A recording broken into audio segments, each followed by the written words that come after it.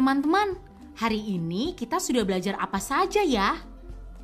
Kita coba ingat satu-satu ya. Pertama, kita belajar mengenal ekosistem terumbu karang di Indonesia.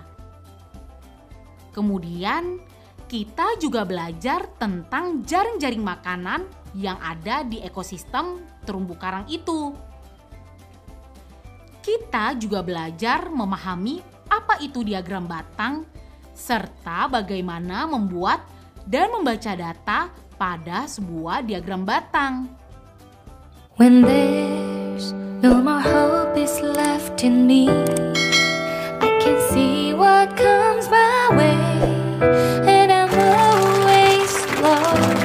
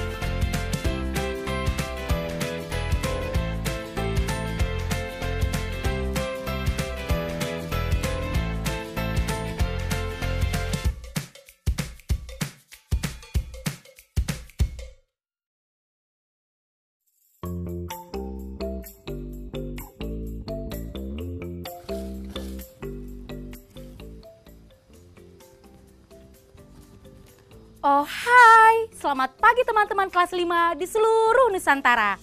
Bagaimana kabar kalian hari ini? Perkenalkan, namaku Kalisa. Minggu ini kalian semua akan ditemani kakak untuk belajar. Kak Lisa punya adik, namanya Franz. Tadi katanya Franz mau bantuin kakak nyapu, tapi anaknya nggak nongol-nongol. Nah, Kak Lisa masuk dulu ya. Oh iya, tapi sebelum itu jangan lupa siapkan buku dan alat tulis kalian ya. Karena kita akan belajar banyak hari ini. Semangat! Oh iya teman-teman, walau kita masih harus terus belajar di rumah, jangan lupa untuk terus menerapkan protokol kesehatan ya. Seperti mencuci tangan, memakai masker, dan menjaga jarak.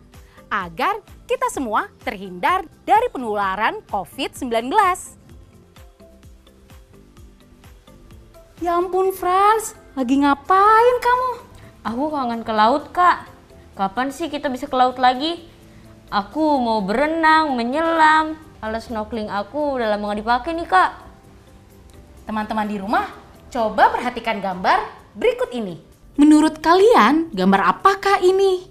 Dan tumbuhan apa saja yang ada di dalam gambar ini? Wah, itu terumbu karang, ikan-ikan.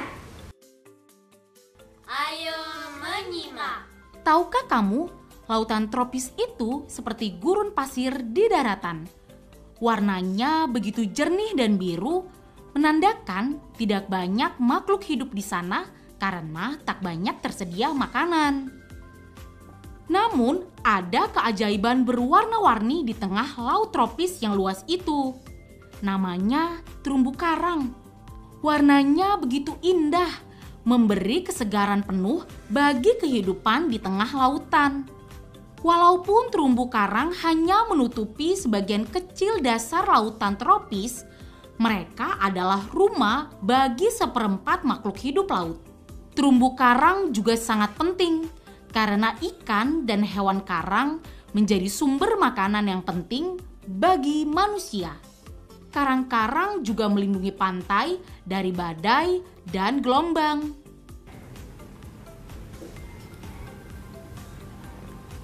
Udahan dulu menghayalnya. Kak, kok bisa ya berbagai jenis hewan dan tumbuhan hidup di sekitar terumbu karang? Padahal kan gak ada makanan di sekitarnya. Hei, kata siapa gak ada makanan? Ada kok. Hah? Ada? Makanan apa, Kak? Sebelum Kalisa jawab, sekarang kita main tebak-tebakan dulu yuk. Terumbu karang itu termasuk hewan atau tumbuhan? Ayo. Tumbuhan. Yang betul jawabannya hewan. Hah? Hewan? Kok nggak ada mata sama mulutnya, Kak? Terumbu karang itu sangat berbeda. Mereka tumbuh menempel di dasar laut dan hidup berkoloni. Setiap koloni terdiri atas ribuan hewan kecil yang disebut polip. Setiap polip memiliki mulut dan tentakel untuk menangkap makanan. Polip-polip ini tumbuh bersama dan membentuk kerangka dari zat kapur yang dapat melindunginya dari pemangsa. Terus gimana caranya terumbu karang mendapatkan makanan, Kak? Nah, terumbu karang memiliki hubungan saling menguntungkan dengan tumbuhan genggang laut. Genggang laut bisa tumbuh di dalam tubuh terumbu karang. Dengan menangkap sinar matahari yang menembus lautan, genggang laut bisa mengubah karbon dioksida dari lingkungan sekitarnya menjadi gula. Nah, gula inilah yang dimakan oleh terumbu karang. Wah, jadi terumbu karang makannya gula? Betul, setelah makan gula, terumbu karang akan menghasilkan karbon dioksida lagi untuk si genggang laut. Jadilah simbiosis mutualisme. Tapi pertanyaan aku belum kejawab, Kak. Nah, kakak lanjutkan ya. Jadi genggang laut yang hidup bersamanya menghasilkan banyak sekali gula. Terumbu karang bahkan sampai tidak habis memakannya. Hah? Nggak habis? Mubazir dong, Kak. Nah, itulah hebatnya. Jadi, gula yang tersisa itu bakal menghasilkan lendir. Lendir itu selain melindungi terumbu karang, juga mengandung banyak gula yang kemudian dimakan sama bakteri. Oh, aku tahu sekarang. Bakteri itu kan makanannya kepiting, udang, atau siput laut. Betul. Nah, nanti ikan-ikan yang lebih besar akan memakan udang dan siput laut itu. Nanti ikan-ikan itu akan mencerna makanan dan membuang kotoran mereka. Lalu... Tunggu, Kak, biar aku tebak. Nanti kotoran itu tersebar di sekitar terumbu karang. Terus dimakan lagi sama ganggang. Bener kan, Kak? Bener. Itu namanya apa coba? Jaring-jaring makanan. Wah, pantes makhluk hidup di sekitar terumbu karang semuanya gemuk-gemuk. Mereka semua kenyang, gak pernah kelaparan. Bagaimana teman-teman setelah mendengar cerita tadi? Menakjubkan ya melihat terumbu karang yang begitu indah. Sekarang kita coba jawab pertanyaan yuk. Tulis jawabannya di buku kalian masing-masing ya.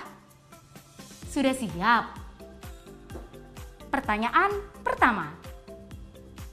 Apakah terumbu karang itu ia termasuk hewan atau tumbuhan?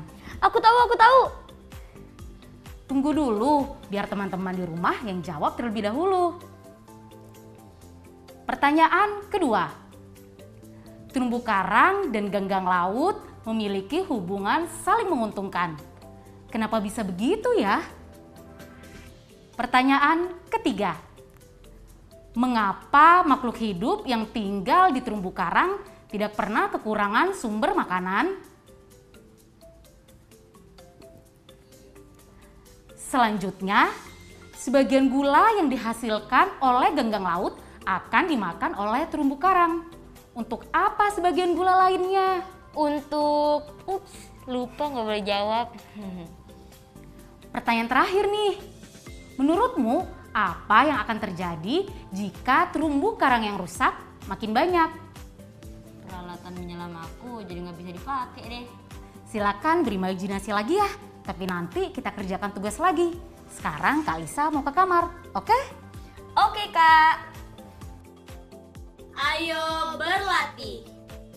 Teman-teman, masih ingat bagaimana penggunaan tanda baca kan? Sekarang kita akan berlatih menyunting tanda baca dalam kalimat.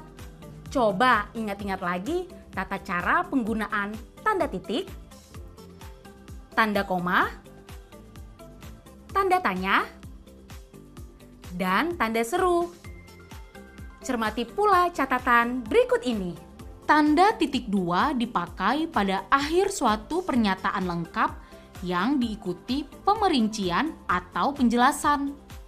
Contohnya pada kalimat ini. Aku menemukan beberapa serangga di depan rumah, tawon, belalang, dan semut. Tanda titik dua tidak dipakai jika perincian data atau penjelasannya itu merupakan pelengkap yang mengakhiri pernyataan. Contohnya pada kalimat, kami memerlukan lemari, buku, dan kasur. Tanda petik dipakai untuk mengapit petikan langsung yang berasal dari pembicaraan, naskah, atau bahan tertulis lain. Contohnya kalimat ini. Eva bilang, kebunmu terawat sekali, Vi. Sekarang Kalisa akan ketik 5 kalimat. Coba kalian sunting kalimat dengan menggunakan tanda baca yang tepat ya. Silakan tulis di buku kalian. Mereka mendapat tangkapan berupa ikan tongkol dan cakalang. Perbaikannya, kita berikan tanda baca titik dua setelah kata tangkapan sehingga menjadi mereka mendapat tangkapan berupa ikan tongkol dan cakalang. Ketiga komponen dalam kehidupan bawah laut ini saling mempengaruhi terumbu karang, ganggang, dan plankton. Perbaikannya, kita berikan tanda baca titik dua setelah kata mempengaruhi sehingga menjadi ketiga komponen dalam kehidupan bawah laut ini saling mempengaruhi terumbu karang, ganggang, dan plankton. Tutu gerutu berteriak, "Tolong aku!" Perbaikannya, kita berikan tanda baca petik untuk mengapit teriakan tutu gerutu dan memberi tanda seru di akhir kalimat sehingga menjadi tutu gerutu berteriak, "Tolong aku!" Berhentilah menggerutu. Karena ini merupakan kalimat perintah, maka kita tambahkan tanda seru pada akhir kalimat sehingga menjadi berhentilah menggerutu.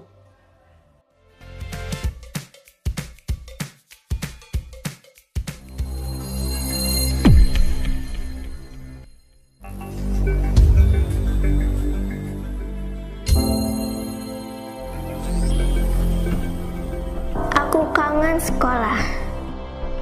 Aku kangen Bapak Ibu guru. Aku rindu kawan-kawanku.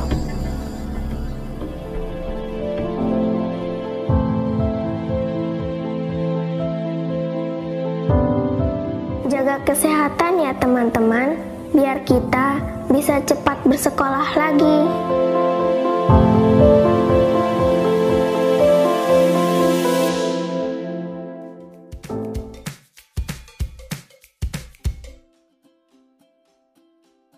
Ayo memperkirakan. Kak, aku tahu gimana kalau kita bikin kolam ikan aja di belakang rumah.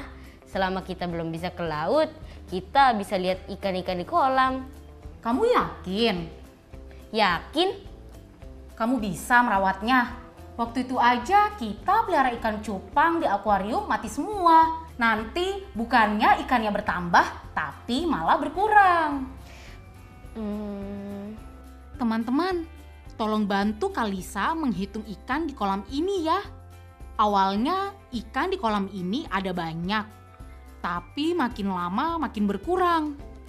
Nah, ini adalah tabel yang menunjukkan banyaknya ikan yang berkurang. Sekarang, coba perkirakan. Pada minggu keberapa ikan di kolam akan habis?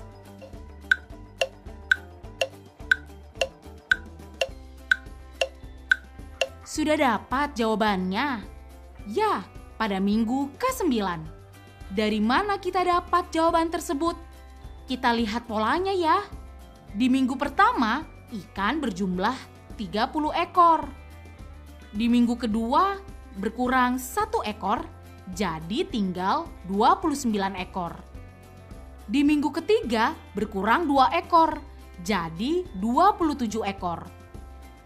Di minggu keempat, berkurang 3 ekor jadi 24 ekor. Dan di minggu kelima berkurang 4 ekor menjadi 20 ekor. Nah, apakah kalian sudah berhasil menemukan polanya? Kira-kira di minggu ke-6 akan berkurang berapa ekor ikan? Tepat, 5 ekor ikan. Jadi jumlah ikan di minggu ke-6 tinggal 15 ekor ikan. Di minggu ke-7 berkurang berapa? Ya, 6 ekor. Jadi tinggal 9 ekor ikan. Di minggu ke-8 berkurang 7 ekor ikan. Jadi tinggal 2 ekor ikan.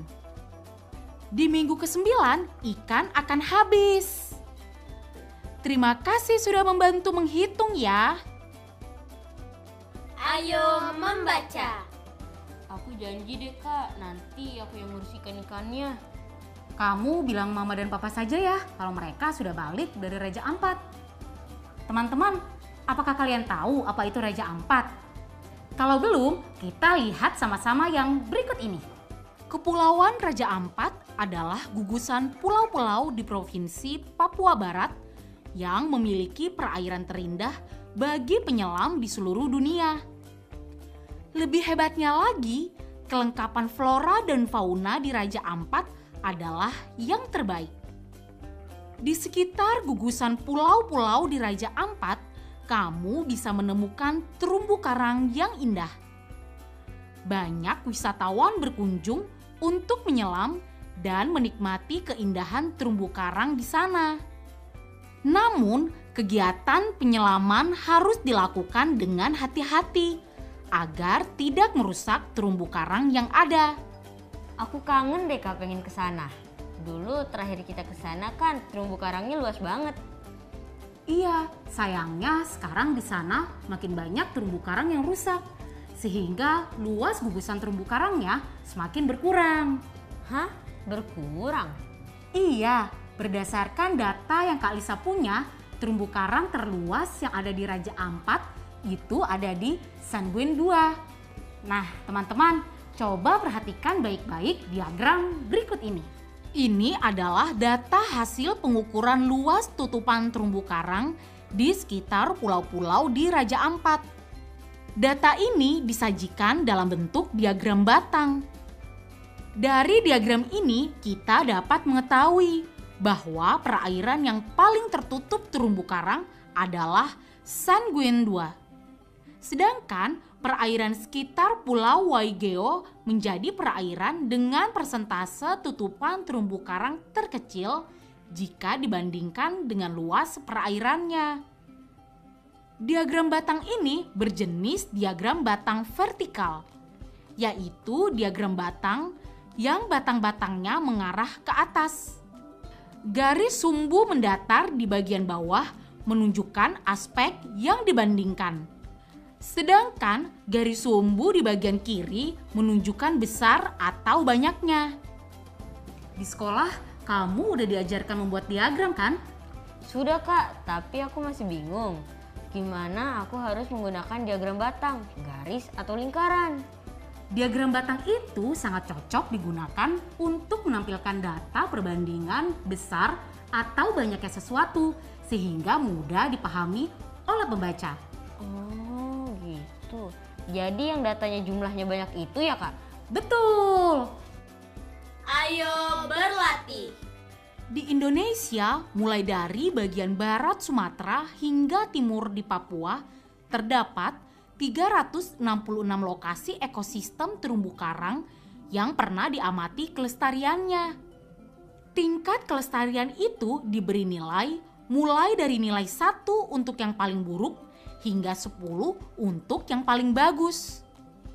Nilai 1 diberikan jika terumbu karangnya sangat rusak, sangat sulit dipulihkan, dan ikannya sangat sedikit. Nilai 10 diberikan jika terumbu karangnya sangat bagus, kerusakannya dapat dipulihkan dengan mudah, dan ikan yang hidup di dalamnya sangat banyak. Ekosistem terumbu karang dikatakan sehat jika memperoleh nilai minimal 5. Nah, sekarang coba lihat data tingkat kelestarian ekosistem terumbu karang tersebut yang disajikan pada diagram batang berikut. Berdasarkan diagram ini, teman-teman, coba kita jawab pertanyaan berikut ya. Berapa ekosistem terumbu karang di Indonesia yang dinyatakan sehat?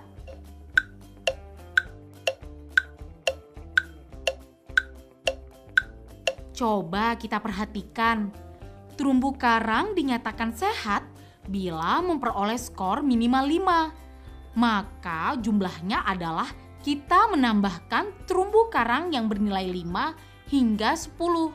Totalnya adalah 108 tambah 100 tambah 16 tambah 6 tambah 4 tambah 5. Seluruhnya ada 239 terumbu karang yang sehat. Ayo, jaga terus terumbu karang Indonesia tetap dalam keadaan sehat ya teman-teman. Proyek minggu ini.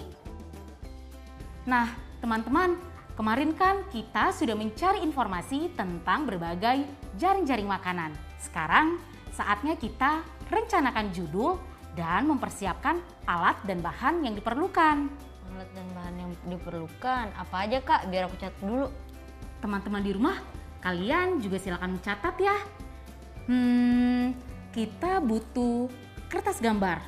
Terus peralatan untuk mewarnai ya Kak? Iya, bisa krayon, spidol, atau cat air.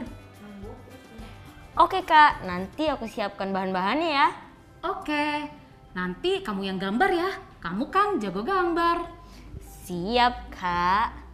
Lalu kira-kira judulnya apa ya? Apa ya? Teman-teman di rumah, silakan siapkan alat dan bahan yang tadi sudah Kalisa sebutkan ya. Sekarang waktunya kita refleksi.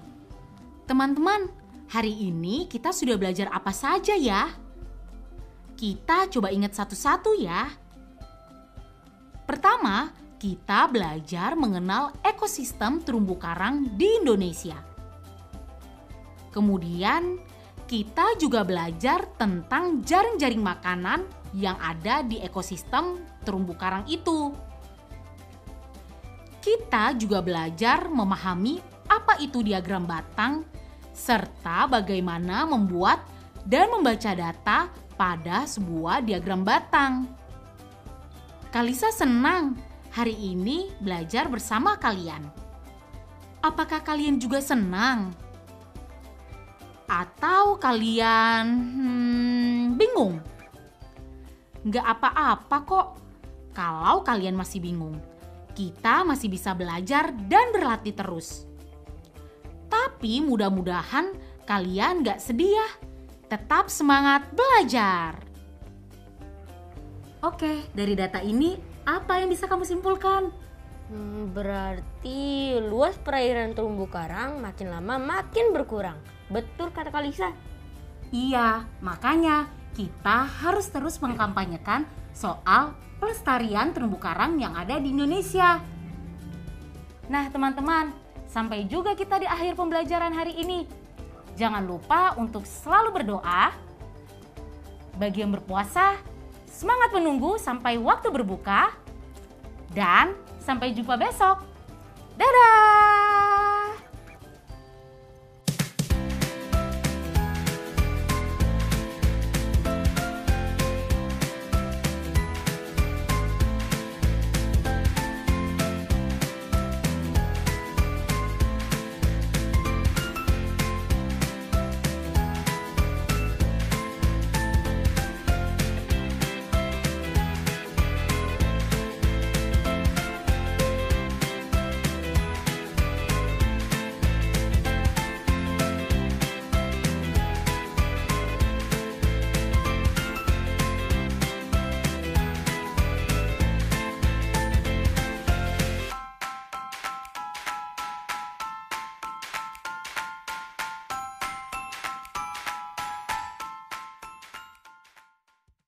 Sekarang tetap belajar dari rumah ya teman-teman. Jaga jarak, rajin cuci tangan, dan pakai masker agar kita mencegah penyebaran COVID-19. Sampai jumpa!